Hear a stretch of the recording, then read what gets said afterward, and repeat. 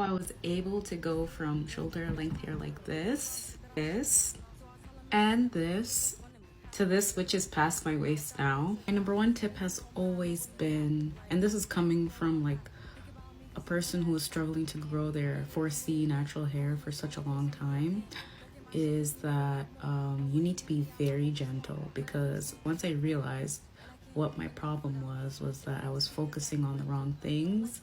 I was focusing on growing my hair as fast as I possibly could instead of trying to reduce breakage. So once I started focusing on things that were breaking my hair, for example, not being gentle was like the number one thing I changed that made a huge difference in how much length I was able to retain every year. So I'm extremely gentle. I don't rip out my hair when I'm detangling.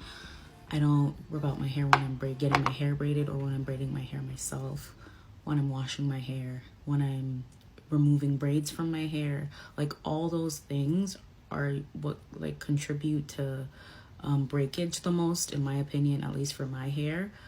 I was ripping out my hair any chance I got, and I didn't even realize it. I was seeing chunks of hair on the floor, and I wasn't making the connection that that's why my hair wasn't growing for years. So number one tip is be as gentle as possible. It doesn't matter who's doing your hair, whether you're doing it or somebody else. Tip number two, I'd say, is keeping my hair moisturized and not letting it get dry.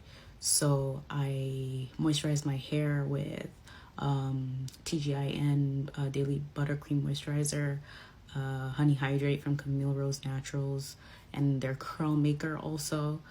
That keeps my hair hydrated for a little over a week. The next tip is to get trims consistently. So I trim my hair now about every 4 months. It used to be 4 to 5 months, but I think the sweet spot for me is 4 months. And that's just to make sure you keep thick, healthy ends, and to reduce split ends, which would reduce breakage. So the key here is doing anything you can, anything in your power to reduce how much your hair breaks. If you don't do that, you're gonna stay at the same length for years. Nothing's gonna change unless you make that shift from trying to grow your hair faster, trying to get that product that's gonna grow your hair faster, or the supplement. Those people are trying to scam you. I'm sorry. I've tried everything.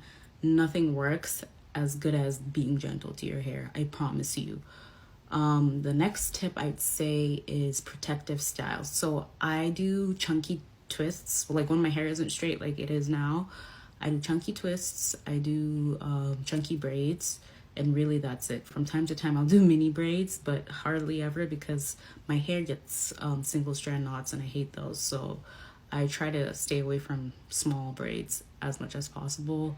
And then I also have high porosity hair, so I've been doing protein treatments that help me out of my growth plateau when my hair wouldn't grow past a certain length. So when I got to like bra strap length, my hair got stuck there as well, and I didn't know what the issue was.